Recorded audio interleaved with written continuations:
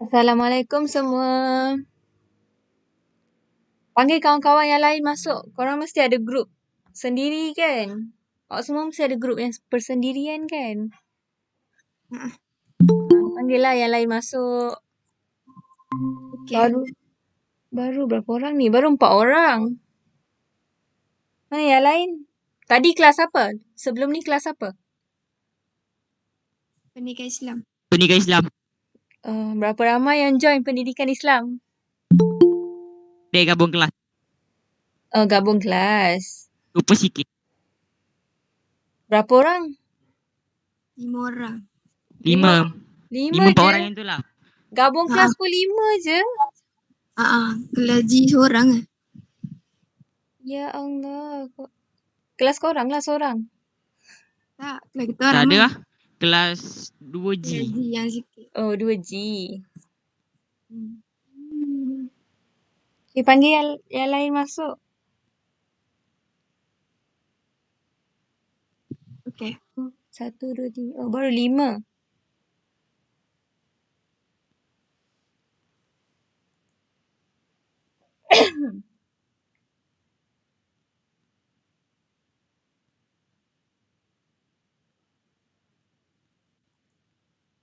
Lagi 2 minit kita start Kita tunggu yang lain. Mana tahu yang lain nak masuk ke. Okay, tunggu jap.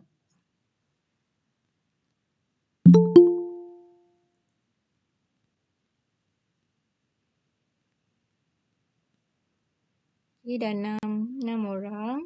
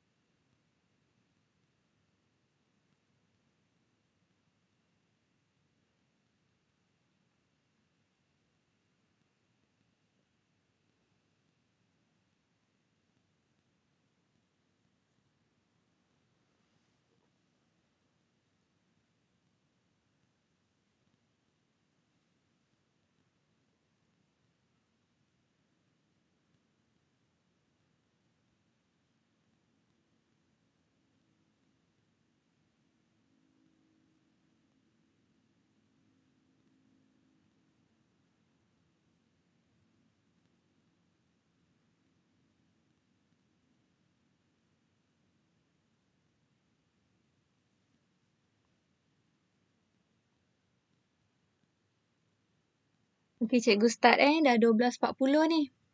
Okay, Assalamualaikum semua. Apa khabar? Sihat ke? Semua sihat? Waalaikumsalam, sihat. Dah puas dah bercuti Sabtu Ahad? Hari-hari pun macam cuti kan? Dah puas? Lepas ni rehat kan? Rehat dah lepas. Rehat dah lepas. Lepas ni ada subjek lagi ke? Lepas habis kelas cikgu dah habis lah. Dah Ni habis last. dah? Oh, ni last. Dah makan tengah hari lah. Semua dah segar lah. Belum. Belum makan Belum. lagi ni. Makan lepas kelas cikgu lah. Baru nak makan. Lepas tu apa? Lepas dah habis kelas buat apa? Tidur. Tidur. Main phone. Yang tu mesti. Solat lah. Baca. Jangan lupa solat dulu sebelum tidur tu. Masuk Zuhur. Kevin okey? Alia on the way, cikgu. Siapa on the way? Alia. On the way dari mana? Entahlah dia. Lama dah saya tunggu. On the way masuk Google Meet Naik kereta ke? Okay, tak apa. Kita start je. Nanti yang dah masuk, terus join lah. Kita start je. 12.40 dah. Okay. Hari ni kita nak belajar topik. Okay, kita nak belajar hari ni topik peneutralan. Okay, topik peneutralan. Sebelum kita masuk ke topik ni, sebelum cikgu terangkan topik ni, cikgu nak bagi satu situasi. Okay, nak tahulah macam mana idea awak semua. Okay, tengok macam mana kita nak neutralkan makanan yang telah dihadam sebelum masuk ke usus kecil. Macam mana? Macam mana kita nak neutralkan? Ada idea tak macam mana? Kita dah makan. Kita makan ayam, makan sayur, makan tu, makan ni. Lepas tu macam mana kita nak neutralkan balik sebelum dia masuk ke usus kecil? Dalam perut kita ada apa? Dalam perut kita ada apa?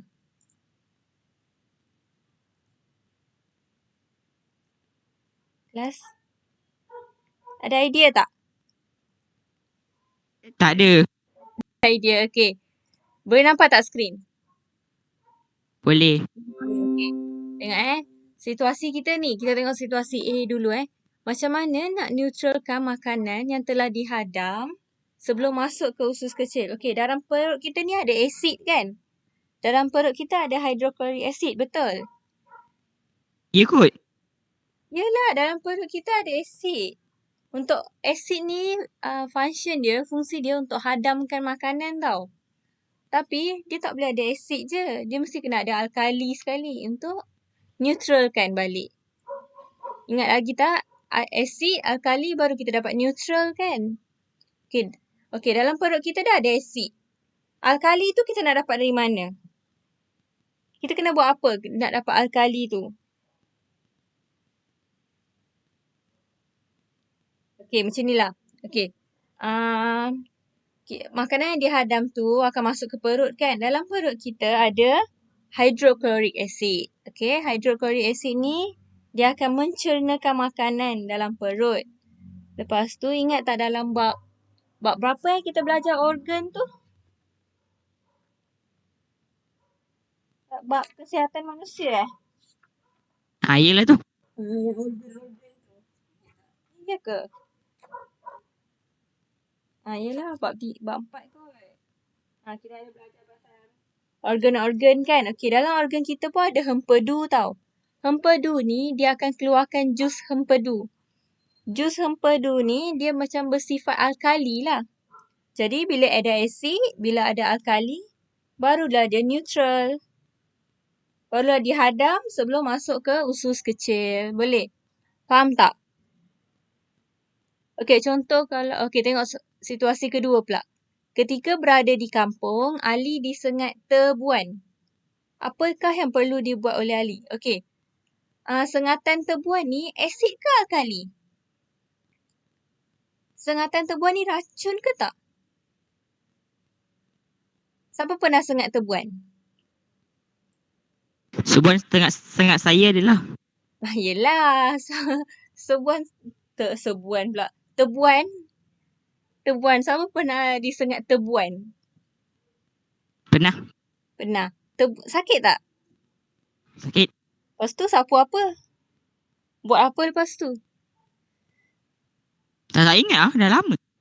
Pergi klinik ke atau sapu macam cara-cara kampung, sapu ubat gigi ke? Klinik. Klinik. Kalau yang lain pernah kena tak? Tak pernah. Cikgu pun tak pernah. Okay. Disengat tebuan ni dia macam racun tau. Bila dia sengat kita akan rasa sakit. Sebab tebuan ni dia bersifat asid. Jadi, apa yang perlu dibuat bila disengat tebuan, kita boleh sapu kapur. Kapur tu alkali. Okay, kita boleh sapu kapur. Kapur tu bersifat alkali. So, dia macam boleh kurangkanlah rasa sakit tu. Ataupun kita sapu ubat gigi. Ubat gigi pun bersifat alkali. Boleh? Okay, kita masuk. Apa maksud peneutralan? Peneutralan ni adalah tindak balas antara asid dan alkali yang akan menghasilkan garam dan air. Ingat kalau soalan tanya, apakah yang dimaksudkan peneutralan? Bagi jawapan ni. tindak balas antara asid. Cikgu suka sekat. Oh, suara cikgu sekat-sekat ke? Dah okey ya? Okey, dah okey dah dengar? Tadi okey. Oh, okey. Okey, contoh kalau soalan skrin boleh nampak? Boleh? Okey. Contoh soalan tanya kan, apakah yang dimaksudkan dengan peneutralan? Okey. Bila soalan exam tanya. Dah. Cikgu rasa kan line awak yang problem kot. Kan? Okey. Kita tengok bila soalan tanya apakah yang dimaksudkan dengan peneutralan, bagilah jawapan. Peneutralan ialah tindak balas antara asid dengan alkali. Ni kena ingat antara asid dengan alkali. Kena mention benda tu, antara asid dan alkali yang akan menghasilkan garam dan air. Inilah maksud peneutralan. Okey? Okey, semasa buat peneutralan ni, maksudnya macam masa buat eksperimen lah. Asid dia akan hilang sifat dia, alkali pun akan hilang sifat dia. Okey, dalam eksperimen, kalau kita buat eksperimen peneutralan, kaedah yang kita gunakan adalah pentitratan. Okey, nama kaedah dia adalah pentitratan. Kena ingat kaedah apa nama dia? Apa nama kaedah tu? Tak ingat. Pentitratan. Ingat pentitratan. Okey, kita tengok. Apa tadi cikgu? Susah lah sebut dia. Pentitratan. Titratan. Dalam bahasa Inggeris dia titrate. Okey, bahasa Melayu dia pentitratan. Dalam bahasa Inggeris dia titration. Masa cikgu sekolah dulu, cikgu belajar bahasa Inggeris. Jadi sebutan dia titration. Dalam bahasa Melayu dia pentitratan. Okey, inilah eksperimen dia. Kita tengok eksperimen dia. Okey, ni. Boleh nampak tak? Okay, eksperimen ni panjang. Dia cikgu tunjuk pendek lah. Okey. Sekejap Baik. Okey. Kita tengok ni. Dalam buku teks. Okey, cuba tengok dalam buku teks. Dia adalah muka surat 133. Aktiviti 6.5. Aktiviti 6.5 buku teks. Kita tengok dalam buku teks. Okey. Ni adalah eksperimen yang awak perlu buat dekat sekolah tau. Tapi disebabkan sekarang dah PDPR. Jadi tak apalah, kita tengok YouTube je dulu. Nanti mana tahu ada masa, kita buatlah kat sekolah. Okey. Hari ni boleh dengar? saya nak tunjukkan Video YouTube mainkan boleh dengar tak? Boleh. Boleh. Okey, tengok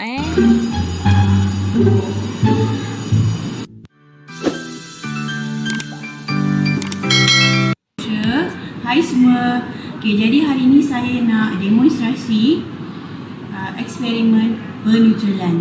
Okey, sebelum ni kita dah tahu, kita dah belajar ya. Okey, tengok dah. Yang ni adalah eksperimen dia. Segitiga atas yang macam silinder kan? Atas ni kita panggil apa? Ingat tak form 1 pernah form 1, form 2 buat eksperimen kan?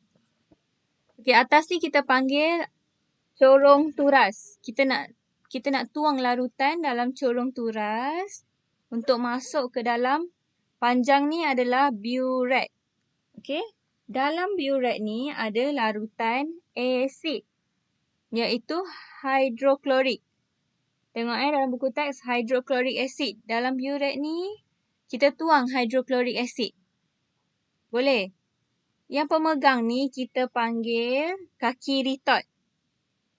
Okey, pemegang ni kita panggil kaki retort dan yang panjang ni kita panggil burette.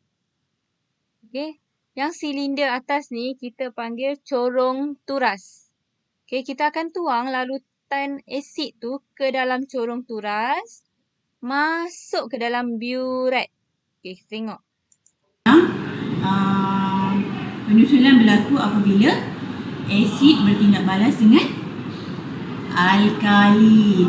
Okey, tetapi tahukah awak kita tidak boleh campurkan sebarang isi padu asid terus campur dengan sebarang isi padu alkali terus dia jadi neutral, tak.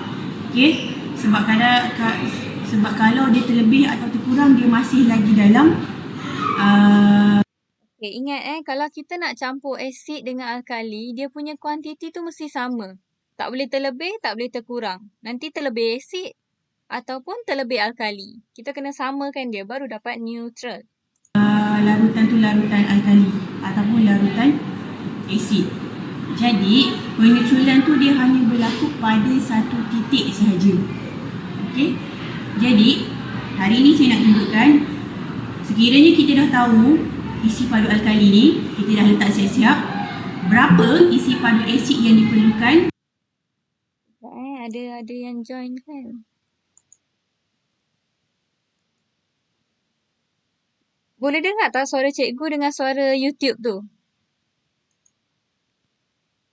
Boleh. Boleh, okey. Dua-dua boleh dengar kan? Okay. Untuk neutralkan. Okey, yang cikgu ni pegang ni apa? Apa benda yang dia pegang ni? Yang cikgu pegang ni apa benda nama dia? Ni. Apparatus ni. Radas yang dia pegang ni apa nama radas ni? Radas ni dipanggil kelalangkon kelalangkon. Ingat tau, radas yang dipegang ni adalah kelalangkon. Alkali ni. Okey. So, radas yang kita gunakan ialah biuret. Kita ada biuret, Kaki retot. kaki retot, Corong turas. Jubin putih. Kelalangkon. Bika.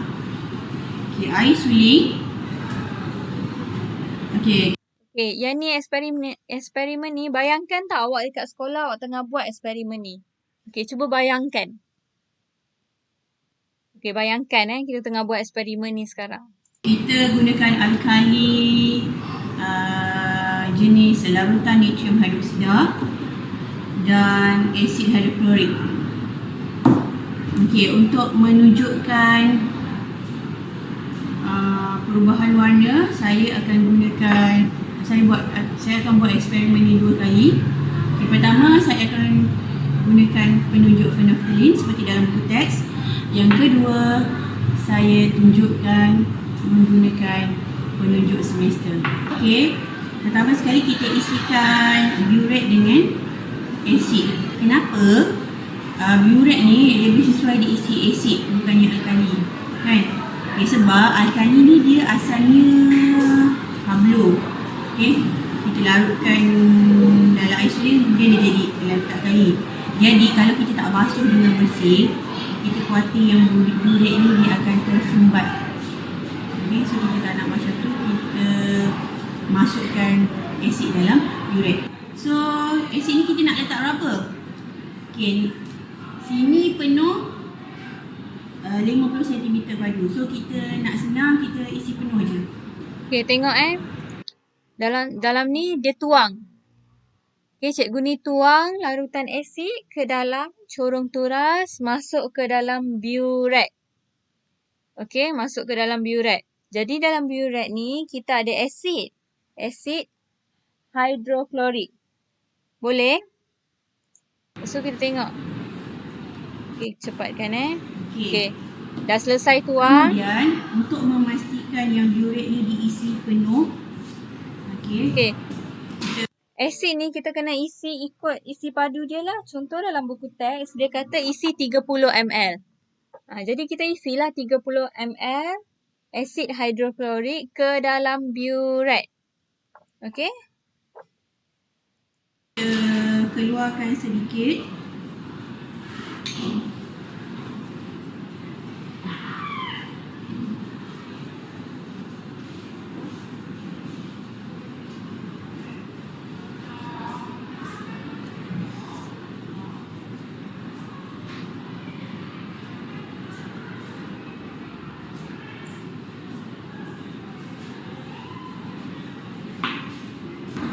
Okey, saya dah isikan biuret ni dengan penuh. Okey, perhatikan berapa bacaan awalnya. 0 cm padu. Okey, untuk Okay, yang ni adalah kelalangkon. Ini adalah measuring cylinder. Okay, kelalangkon ni kita akan isi larutan alkali, larutan beralkali iaitu natrium hydroksida. Okay, kita apa? Sukatlah dulu. Kita sukat dulu natrium hydroksida, kita tuang dalam kelalangkon ni. Boleh faham tak? Semua faham tak? Faham tak kelas? Kita tuang. Faham. Okay, kita tuang natrium hydroksida ni ke dalam kelalangkon. alkali, kita dah tahu berapa isi padu yang kita nak gunakan. Okay, iaitu kita perlukan 25 cm padu.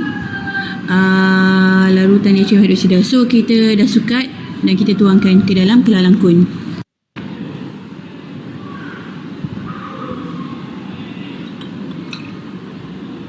Okey, setitik pun kita kira ya.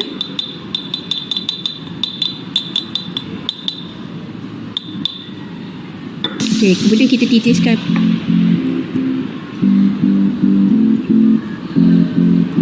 Kalau phenolphthalein yang ni tak berapa pekat sangat, saya letak lebih sikit lah.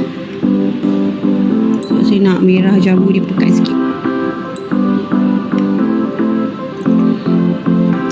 Okey, apa nama titisan ni? Apa yang dititiskan ke dalam kelalangkon ni? Apa titisan tadi nama dia? Baru cikgu ni sebut tadi. Apa nama titisan yang dititiskan ke dalam kelalangkon ni sampai dia bertukar warna jadi warna pink? Apa nama? Kelas, apa nama? Ni apa nama ni? Titisan ni apa nama? Petunjuk ni apa nama? Fur apa? Fur apa? Start daripada fur. Kelas, apa nama titisan ni? Apa nama titisan petunjuk tadi yang dituangkan tu?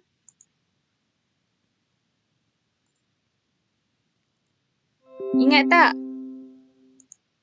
Ingat tak titisan yang dituangkan tu? Tak ingat cikgu. Baru cikgu ni sebut ni. Phenolphthalein. Ingat phenolphthalein. Phenolphthalein ni dia akan ingat phenolphthalein ni hanya berwarna pink dalam alkali. Okey, hanya warna pink dalam larutan alkali. Kalau larutan asid atau neutral, dia tak ada warna tau. Warna dia jernih. Maksud tak ada warna tu bukan warna putih. Jangan tulis pula dalam exam warna putih. Warna putih tu salah. Maksudnya tak ada warna ni ialah warna dia jernih. Dia tidak berwarna. Okey? Phenolphthalein dia hanya berwarna pink dalam alkali. Ingat phenolphthalein hanya warna pink dalam alkali. Kalau dalam asid atau neutral dia tak ada warna. Warna jernih lah. Okey? Okay, kacau-kacau dulu.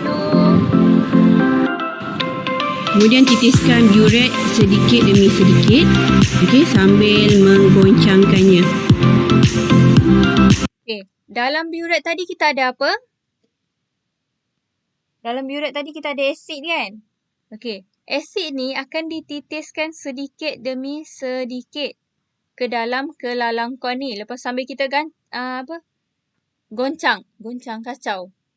Sambil kita stir lah, kacau kan? Kacau perlahan-lahan. Okey, sampai dia bertukar warna. Tengok.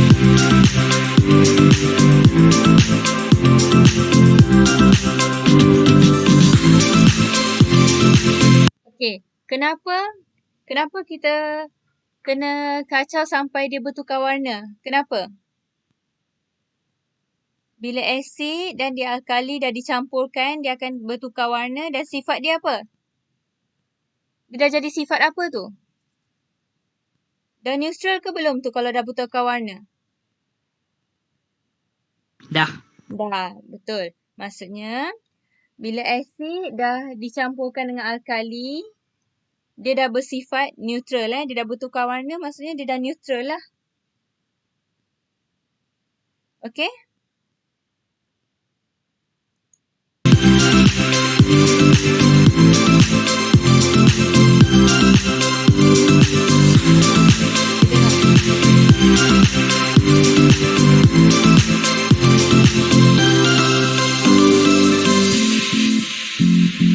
Kita kena kacau sampai dia bertukar warna. Kita tengok ni. Kita tengok. Okey, dah jadi neutral kan? Yang ni yang dimaksudkan tidak berwarna. Dia bukan warna putih, dia adalah warna yang jernih.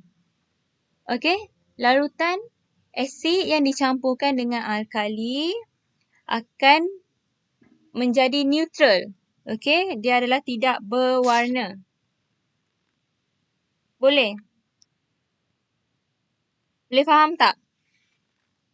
Inilah eksperimen ni. Senang je eksperimen ni. Biasa nanti kita akan buat kat sekolah tapi tak tahulah ada kesempatan ke tak kita nak buat.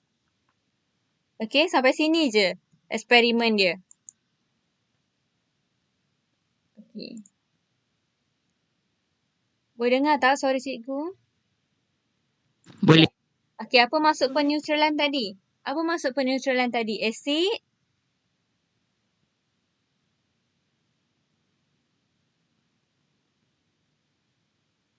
Asid campur alkali akan dapat apa? Menghasilkan garam dan air. Ingat peneutralan adalah tindak balas antara asid dan alkali akan menghasilkan garam dan air. Boleh? Okey, kita tengok ni adalah persamaan dia, equation dia. Ingat kena hafal tau. Asid campur dengan alkali, asid tambah alkali akan menghasilkan garam dan air. Contoh asid yang kita gunakan adalah asid hidroklorik. Asid hidroklorik ni ditambahkan dengan natrium hidroksida. Natrium hidroksida adalah bersifat alkali. Dia akan menghasilkan garam. Garam iaitu natrium klorida tambah air. Macam mana dapat natrium klorida ni?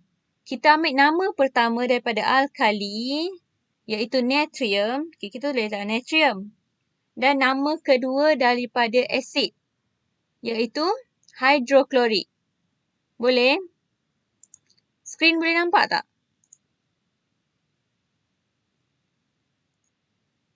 Okey? Nampak? Nampak, okey? Okey. Faham tak? Asid hidroklorik ditambahkan dengan natrium hidroksida, kita akan dapat natrium klorida dan air. Tambah air. Sama juga dengan asid sulfurik. Asid sulfurik ditambahkan dengan kalium hidroksida, kita akan dapat kalium sulfate. Dari mana datang kalium sulfate ni? Kita ambil nama pertama daripada alkali iaitu kalium dan nama kedua asid iaitu sulfurik. Dia akan jadi sulfate. Jadi kalium sulfate. Ingat dia punya garam ni. Asid ditambah dengan alkali, kita akan dapat garam dan air. Okey? Seterusnya asid nitrik. Asid nitrik tambah natrium hidroksida, kita akan dapat natrium nitrate. Natrium adalah nama pertama daripada alkali dan nitrate ni adalah nama kedua daripada asid. Nitrik dia akan jadi nitrate. Sulfurik, sulfate. Klorik, klorida. Ingat Okey, seterusnya kita nak tahu apa aplikasi peneutralan dalam kehidupan kita ni. Okey, contoh ubat gigi. Ubat gigi dia sifat dia asid ke alkali? Kenapa? Ubat gigi ni sifat dia asid ke alkali, kelas? Siapa tahu? Ubat gigi ni sifat alkali ke asid?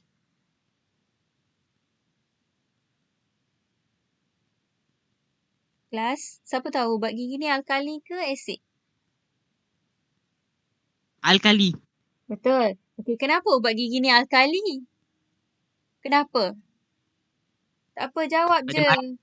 Kenapa? Kenapa ubat gigi ni alkali bukan asid? Kenapa dia tak boleh jadi asid? Kenapa?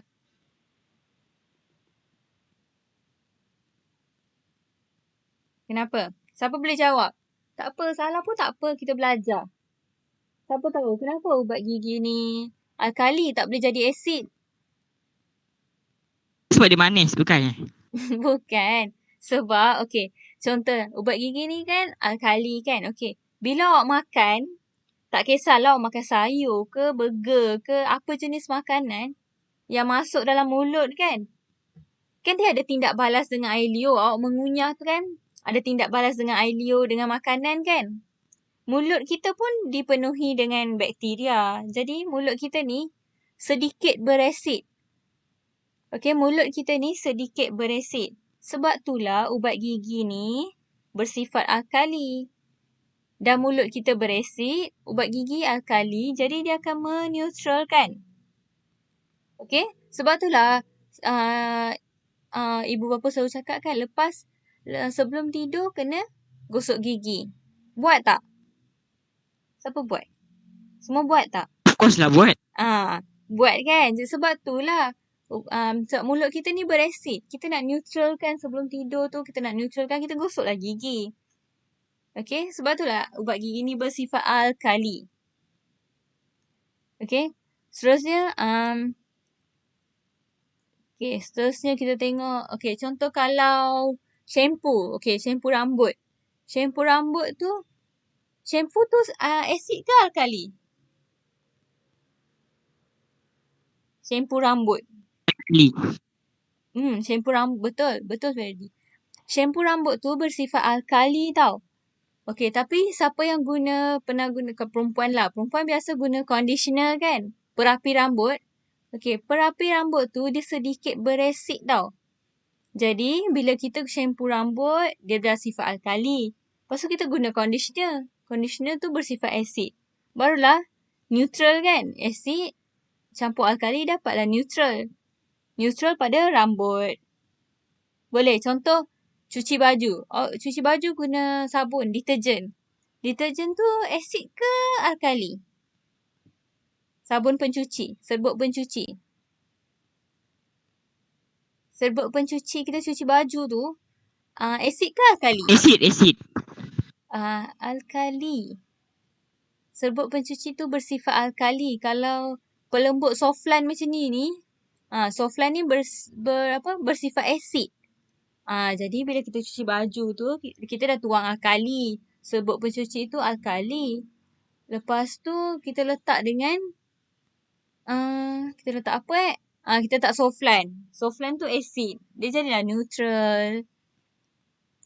Okay, sebelum tu cikgu nak try test lah. Okay. Kita ada ni tu.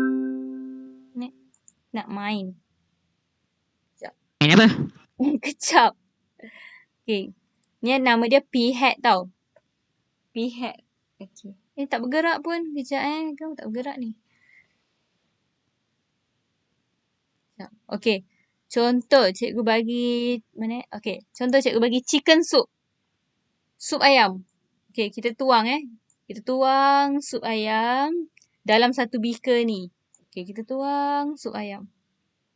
Lambatnya dia tuang. Okay, kita tuang sup ayam ni. Berapa banyak lah. Okay. Contoh mak awak masak sup ayam. Okay. Sekarang kita nak tahu sup ayam ni dia sifat dia alkali ke asid. Okay. Kita try test lah. Okay. Kita tengok. pH dia berapa? 5.80. 5.80 ni asid ke alkali? Kalau pH 5.80. Sekalian. Bukan. Ingat tak pH yang kita belajar mula-mula tu? pH bawah 7 dia sifat apa? pH bawah daripada 7. Bawah 7 adalah asid. Atas daripada 7 adalah alkali. Alkali. Jadi 7 adalah neutral. Sekarang pH dia 5. 5. Bawah 7 kan? Jadi dia sifat dia asid. Jadi contoh chicken soup ni adalah asid. Okay, macam mana kita nak neutralkan? Kita nak guna apa? Contoh, chicken soup ni kita masak dalam kuali kan? Kita masak dalam kuali. Macam mana kita nak neutralkan balik? Ni adalah asid. Macam mana kita nak neutralkan dia? Letak air. Tak air. Okay, contohlah kita nak kuali tu. Dalam kuali tu kan, ada chicken soup. Kita nak bersihkan kuali tu, kita guna apa? Biasa cuci kuali guna apa? Sabun kan? Kan? Nak sental kuali tu kita guna sabun kan? Contoh bayangkan chicken soup tengah masak dalam kuali. Kita dah tuang semua sup ayam tu dalam mangkuk. Dan kita nak bersihkan kuali tu. Kuali tu mestilah ada lagi sisa-sisa minyak-minyak kan? Minyak-minyak chicken soup ni. Jadi kita sental lah dia guna sabun. Sabun adalah sifat dia adalah alkali. Boleh? Sabun dia sifat dia alkali. Jadi asid dengan alkali dia jadi neutral lah. Okay, contoh kita ambil orange juice. Okay, orange juice ni asid ke alkali? Siapa tahu orange juice ni asid ke alkali? Asid. Asid. Okay, kita tengok. Kita tuang dalam beaker ni. Kita tuang. Kita tuang orange juice dalam beaker. Lepas tu kita test pH dia. Okay, pH dia adalah 3. Memang berasid. Orange juice ni sifat dia asid tau. Jadi bila awak dah minum orange juice, macam mana awak nak neutralkan balik?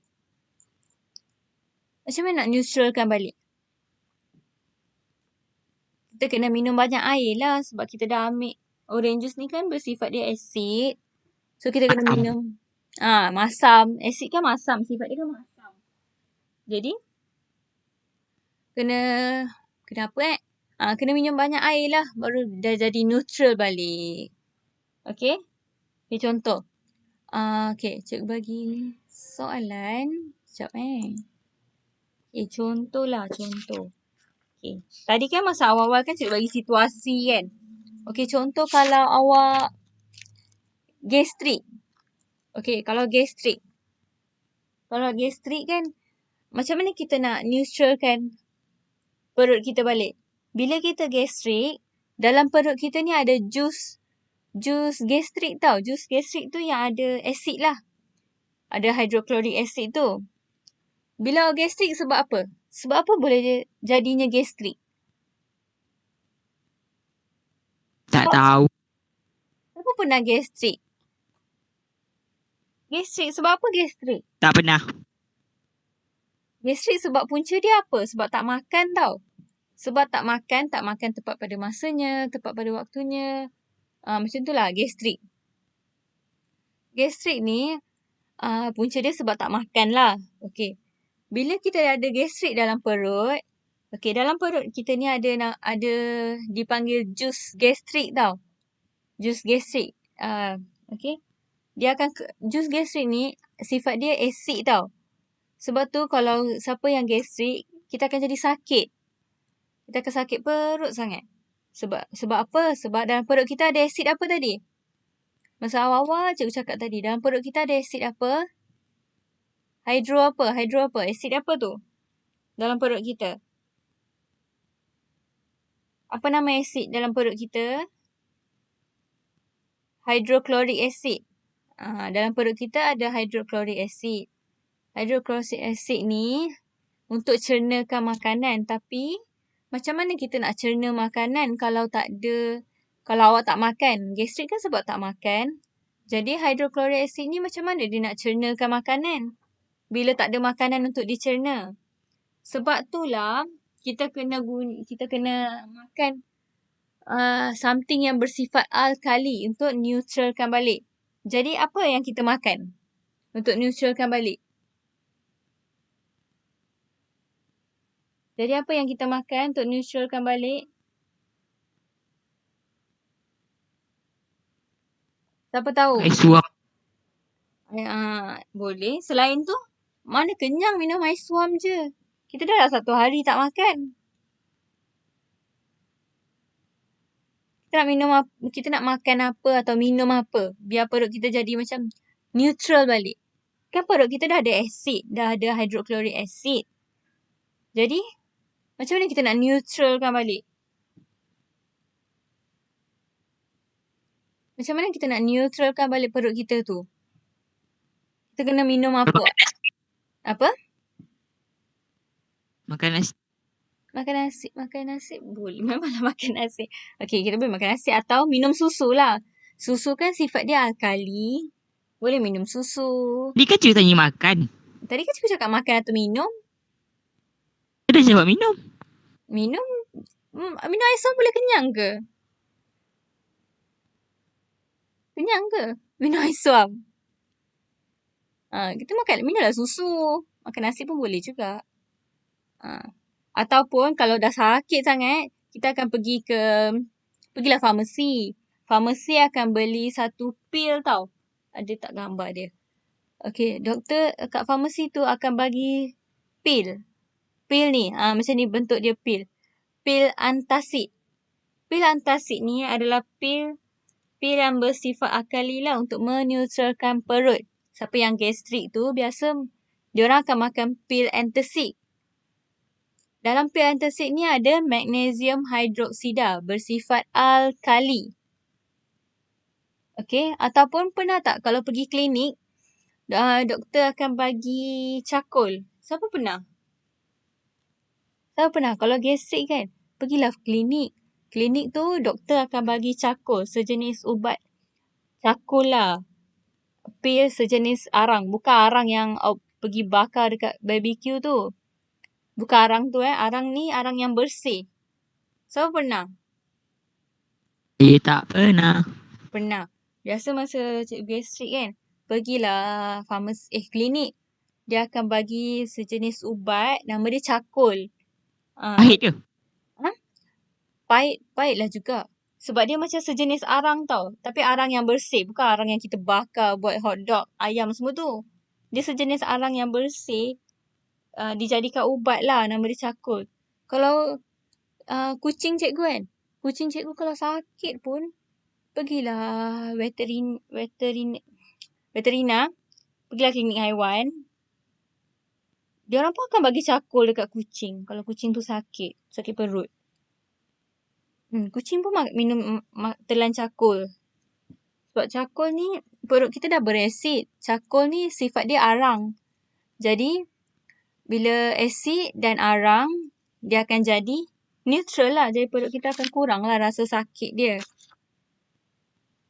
Faham tak? Faham. Okay. Mana? Okay, kita tengok latihan ni. Okay, cikgu nak test lah garam apa yang ada kan. Okay, bila ada asid hidroklorik tambah dengan natrium hidroksida, garam apa yang kita dapat? Apa tadi? Asid hidroklorik ditambahkan dengan natrium hidroksida. Mana yang lain? Ferdi je bersuara. Tak wujud ke? Mana yang lain ni? Nampak online tapi tidur Okey, jawablah ni. Garam ni. Telah kembali. Okey, asid hidroklorik dicampurkan dengan natrium hidroksida. Garam apa yang kita akan dapat? Tak faham. Ni tadi kan peneutralan kan antara asid campur alkali, kita akan dapat garam dan air. Okey, sekarang kita dah ada asid. Asid dia adalah asid hidroklorik ditambahkan dengan natrium hidroksida. Garam apa yang terhasil bila dicampurkan asid dan alkali ni? Garam apa yang terhasil?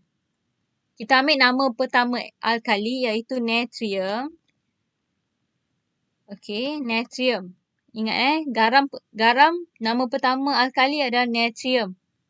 Dan nama kedua asid hidroklorik. Kita ambil klorik dia je. Dia akan jadi klorida. Boleh. Garam yang terhasil adalah natrium klorida. Kalau ni pula, asid sulfurik dicampurkan dengan kalium hidroksida. Apa yang kita akan dapat? Garam apa kita akan dapat? Garam apa kita akan dapat kelas? Kalium apa? Korang ni tak bermaya je. Kalium apa ni? Saya tak faham. Tak faham? Okay. Okey. Kan dalam peneutralan kan ada persamaan. Persamaan apa tadi peneutralan cikgu cakap tadi? Okey, dalam peneutralan kita ada persamaan asid tambah alkali, kita akan dapat garam dan air. Betul. Ni adalah persamaan peneutralan. Okey. Yang tanda merah ni adalah contoh asid. Contoh asid kita ada asid hidroklorik, asid sulfurik, asid nitrik. Okay, kita ada 3 jenis asid. Alkali pula, kita ada 3 jenis. Natrium hidroksida, kalium hidroksida dan natrium hidroksida. Samalah. Okey. Bila kita buat peneutralan ni, kita nak tahu apa jenis garam yang terhasil. Okey, boleh faham tak sampai sini? Boleh? Boleh. Kita nak tahu jenis garam apa yang terhasil. Contoh, kita tengok yang pertama ni. Asid hidroklorik dicampurkan dengan natrium hidroksida. Garam yang terhasil adalah natrium klorida. Okey, natrium klorida ni, dari mana datang natrium klorida ni? Kita tengok. Nama pertama alkali apa? Natrium kan? Okey, kita tulislah natrium. Nama kedua asid hidroklorik. Kita jadikan dia klorida. Boleh? Faham tak? Oh, faham. Faham. Okey, contoh. Asid sulfurik.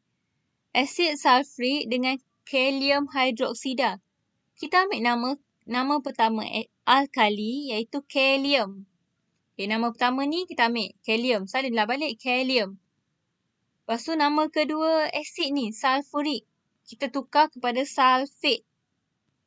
Ingat kalau klorik dia akan jadi klorida. Ni kena hafal. Sulfurik jadi sulfate. Nitrik, nitrate. Boleh faham tak? Faham. Faham, okey. Sekarang tengok kat sini. Asid sulfurik tambah kalium hidroksida. Kita dapat apa? Kalium oksida. Bukan. Kalium dah alkali. So, kita tak payah pandang alkali dah. Kita tengok asid dia pula. Asid dia apa? Sulfurik kan? Jadi, sulfurik kita akan jadi apa tadi? Kalium apa ni? Tengok. Kalium, asid sulfurik. Kita ambil nama kedua daripada sulfurik. Nama kedua daripada asid ni, dia akan bertukar jadi sulfate. Boleh faham? Kita ambil nama pertama alkali je. Alkali ni, kita nak nama depan dia je. Nama depan je. Nama belakang kita tak nak pun. Nama depan je. Natrium, kalium, magnesium. Kita nak nama depan je. Semua kita nak lah. Natrium, kalium, semua je. Jadi kita ambil kalium. Sulfate ni daripada asid. Nama kedua asid sulfurik dia akan jadi sulfate. Faham tak? Faham. Okay. Contoh kat sini. Asid sulfurik dicampurkan dengan kalium hidroksida. Kita dapat apa tadi? Kalium apa? Sulfate. Betul. Kalium sulfate. Okey, contoh kat sini. Ni. Okey. Bila zinc ni adalah alkali. Dicampurkan dengan asid hidroklorik. Kita akan dapat apa? Kita ambil nama pertama alkali kan? Okey, kita tulislah zinc. Asid hidroklorik ni. Zinc ni bersifat alkali. Asid hidroklorik ni bersifat asid. Jadi, tadi ingat tak garam terhasil lah nama pertama alkali dan nama kedua asid. Jadi, nama pertama adalah zinc. Nama kedua dia apa? Hidroklorik. Kita akan jadi apa? Klorik. Kita akan jadi bertukar. Klorida. Betul. Dia akan jadi zinc klorida. Zinc klorida campur apa? Asid tambah alkali dapat apa? Garam dan Air.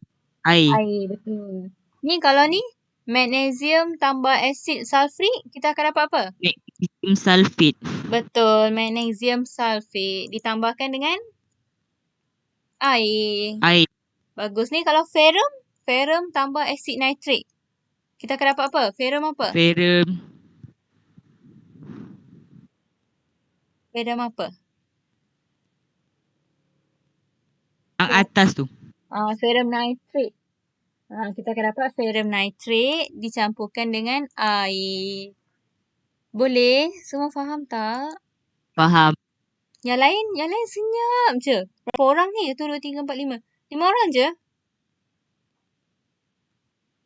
Yang lain join tapi Dalam. tapi tak bersuara ni.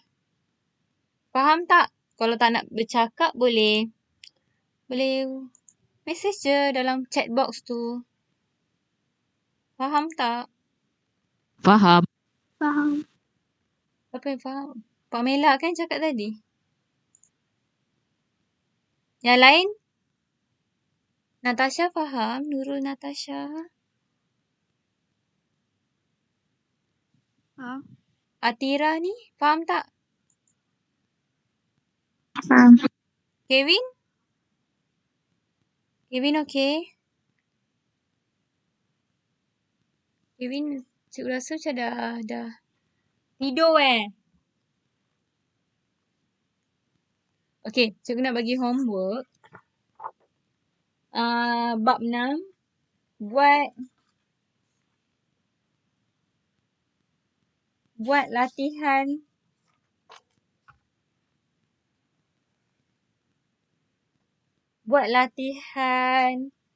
summative. Latihan formatif. Latihan formatif 6.2. Tahu? Homework buat latihan formatif 6. Cikgu tulis dekat grup. Aku tak ingat lah. Okey, nanti cikgu tulis kat grup. Latihan formatif 6.2. Jangan lupa buat latihan formatif 6.2. Okey? Dekat grup Okey, itu saja untuk kelas hari ni. Kalau ada yang tak faham, boleh message kat grup, tanya. Okay. Okey? Terima kasih semua. Sama ya. Sama. Bye. Jaga diri. Stay at home. Cikgu juga. Bye. Bye. Bye. Bye.